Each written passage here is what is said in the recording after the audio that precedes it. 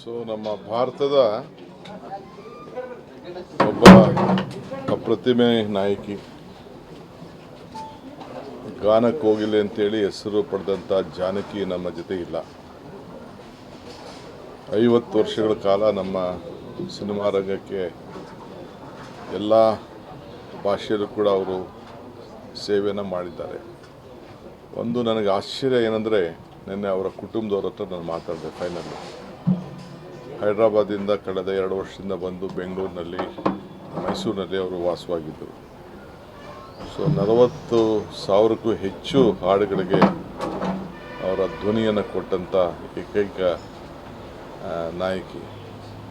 ಆ ಕುಟುಂಬದ ಕೇಳಿದೆ, ನಿಮಗೆ ನಾನು ಚೆನ್ನೈಗೆ ಹೋಗಬೇಕು ಅಂದರೆ ಅಲ್ಲಿ ಕಳಿಸ್ಕೊಡ್ತೀನಿ, ಇಲ್ಲಾಂದ್ರೆ ಹೈದ್ರಾಬಾದ್ಗೆ ಹೋದರೆ ಅಲ್ಲಿ ಕಳಿಸ್ಕೊಟ್ಟು ಏರ್ ಲಿಫ್ಟ್ ಮಾಡಿಕೊಡ್ತೀನಿ ಅಂತೇಳಿ.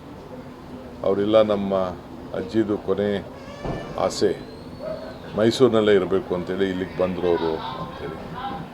ಸೊ ನಾನು ಸರ್ಕಾರದ ಗೌರವ ಜೊತೆಯಲ್ಲಿ ಇವತ್ತು ಸುಮಾರು ಮಧ್ಯಾಹ್ನದವರೆಗೂ ಕೂಡ ನಮ್ಮ ಅಂತಿಮ ದರ್ಶನಕ್ಕೆ ಅಲ್ಲಿ ಮೈಸೂರಿನಲ್ಲಿ ಅವಕಾಶವನ್ನು ಮಾಡಿಕೊಡ್ತಾಯಿದ್ದೀವಿ.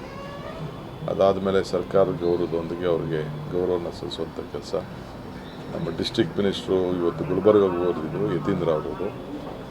ಅವ್ರಿಗೆ ನಾನು ರಿಕ್ವೆಸ್ಟ್ ಮಾಡಿದೆ, ನೀನು ಕ್ಯಾನ್ಸಲ್ ಮಾಡಿ ಗೌರವನ ಸಲ್ಲಿಸುವಂಥ ಕೆಲಸ ಮಾಡಬೇಕು ಅಂತೇಳಿ. ಅವರು ಅಲ್ಲಿ ಭಾಗವಹಿಸ್ತಾ ಇದ್ದಾರೆ.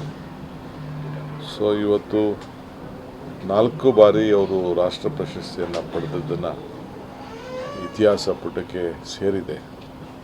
ಸೊ 33 ಬಾರಿ ವಿವಿಧ ಪ್ರಶಸ್ತಿಗಳನ್ನು ಅನೇಕ ರಾಜ್ಯಗಳು ಇವತ್ತು ಅವರಿಗೆ ನೀಡಿದೆ. ನಾವು ಕೂಡ ಕರ್ನಾಟಕ ರಾಜ್ಯೋತ್ಸವ ಪ್ರಶಸ್ತಿಯನ್ನು ಕೂಡ ಕೊಟ್ಟು ಅವ್ರಿಗೆ ಗೌರವವನ್ನು ಸಲ್ಲಿಸಿದ್ದೇವೆ.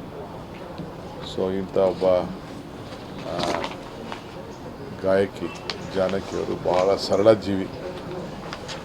ಯಾವುದು ಕೂಡ ಅವರು ಲತಾ ಮಂಗೇಶ್ಕರ್ ಯಾವ ರೀತಿ ಅವರ ಸರಳತೆಯನ್ನು ಕಾಪಾಡ್ಕೊಂಡು ಬಂದರು, ಆ ರೀತಿ.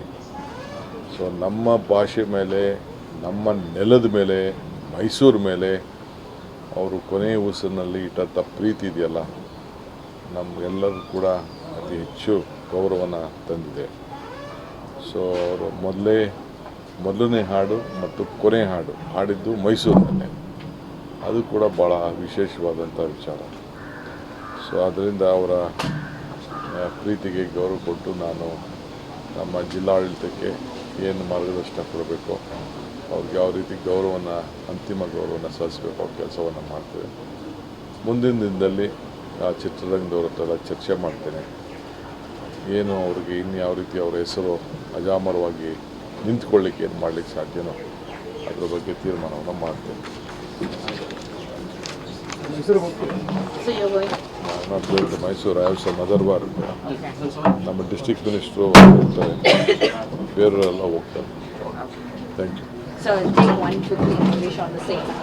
Madam, please. Okay, one second.